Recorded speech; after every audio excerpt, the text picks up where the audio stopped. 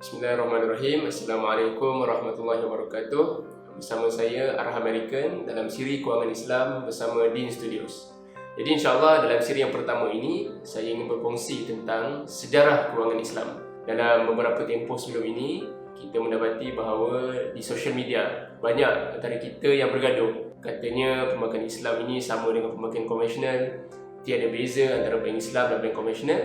Jadi hari ini marilah kita sama-sama lihat bagaimana kewangan Islam di Malaysia bermula.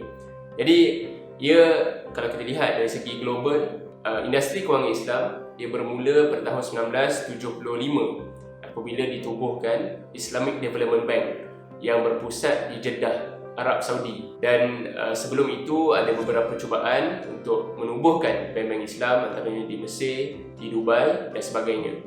Maka di Malaysia secara khusus, bank pertama yang dikenali sebagai Bank Patuh Syariah ataupun Bank Islam ditubuhkan atas nama Bank Islam Malaysia Berhad (BIMB) pada tahun 1983, dan itu adalah bank yang pertama yang wujud di Malaysia.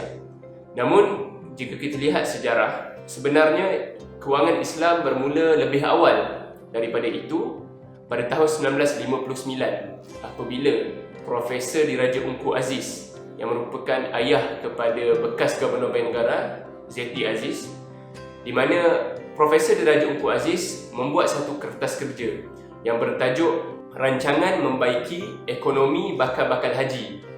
Dan kertas kerja ini ditulis apabila beliau merupakan seorang pensyarah di Universiti Malaya dan diserahkan kepada Kerajaan Persekutuan Tanah Melayu pada ketika itu. Maka di dalam kertas kerja ini dinyatakan bahawa ada keperluan untuk menubuhkan satu institusi yang mana orang Melayu Muslim boleh membuat tabungan tanpa pergi ke perbankan konvensional yang banyak ketika itu.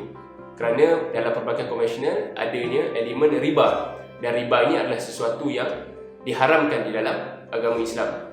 Maka berdasarkan kertas kerja yang dihantar pada tahun 1959 itu, ditubuhkan Perbadanan Wang Simpanan Bakal-Bakal Haji pada tahun 1963 di bawah Kementerian Luar Bandar, dan mereka menerima tabungan awal daripada 1,281 bakal haji dengan jumlah RM46,000 pada ketika itu.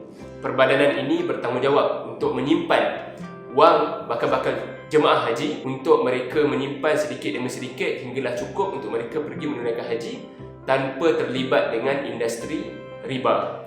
Maka daripada situ, itulah kita kata detik awal ataupun langkah pertama perbincangan tentang kewangan Islam dan bagaimana umat Islam mencari cara untuk melepaskan diri daripada industri perbankan konvensional yang terlibat dengan riba. Kemudian yang kedua adalah apabila tertubuhnya wang simpanan bakal-bakal haji ini yang kemudian ditukar nama kepada Lembaga Urusan dan Tabung Haji pada tahun 1969, yang kemudian ditukar nama kepada Lembaga Tabung Haji dan kemudian sekarang hari ini kepada Tabung Haji. Pada tahun 1980 ada satu kongres, iaitu Kongres Ekonomi Bumi Putra, dan tahun selepasnya 1981 satu seminar tentang konsep pembangunan dalam Islam, dan di situ mereka membincangkan secara terperinci bagaimana ingin melengkapkan industri kewangan Islam ini dengan menubuhkan bank yang pertama yang patuh syariah. Maka daripada kongres ini terhasillah satu idea untuk menubuhkan satu bank atas nama Bank Islam Malaysia Berhad. Dan pada tahun 1983 tertubuhlah apa yang kita namakan sebagai Bank Islam Malaysia Berhad, ataupun nama popularnya nama Bank Islam. Dan tahun selepasnya 1984 ditubuhkan pula Syarikat Takaful Malaysia Berhad. Maka disitulah bermulanya perbincangan ataupun aktiviti dan perbankan secara patuh syariah yang membantu umat Islam untuk tidak terlibat dengan dosa riba dan beralih kepada perbankan yang patuh syariah untuk melakukan transaksi dan juga aktiviti-aktiviti kewangan harian dengan cara yang patuh syariah.